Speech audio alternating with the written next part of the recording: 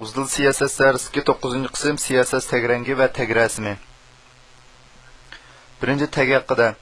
CSS tag oddiy bo'lganda ma'lum bir xil rangni tag rangi, murakkab bo'lganda ma'lum rasmni tag rasmi qilib ishlatadi. Uning tag belgilash iqtidori HTML-nikidan ko'p ilg'or. Undaqda tag rangi bilan tag rasmi haqida ayrim tunishib chiqaylik. Avval tunishligimiz tag rangi. Tag rangiga odatda bu background color xarakter orqali belgilashga bo'ladi. Bu xarakterga har qanday qoidaga uyg'un rang qiymatini yuklashga bo'ladi. Tag rangi belgilangan tekstning rang ko'rinish doirasini kengaytirish uchun paddingni ishlatamiz.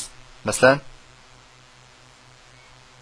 ma'lum misol qaraydigan bo'lsak, P-ninki, ya'ni abzasninki tag rangi kumush rang.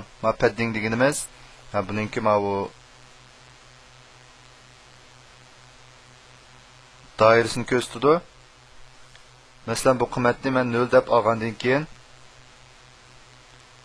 qaraydigan bo'lsak, mana buningki bu sirtqi orliq bilan bo'lgan orliqi kichiklab ketdi buningki. Bu 3 abzasninki tag rangi o'xshashlar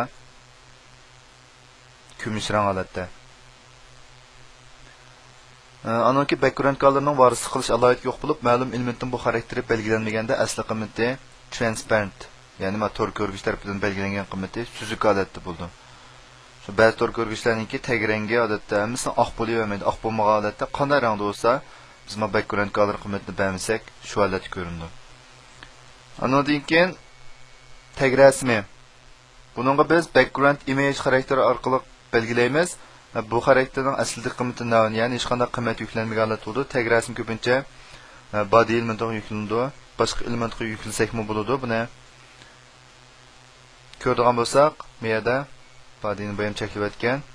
Saqlagandan keyin bu tag rasmi, buningki adresi deganimiz uzdil gif deb maqolat yozgan bo'lsak, tor ko'rgichda unumini ko'rgan bo'lsak, buningki tag nimasida mana uzdil niki rasmi ma'lum qismida shunday tag rasmi bo'lib ko'rindi.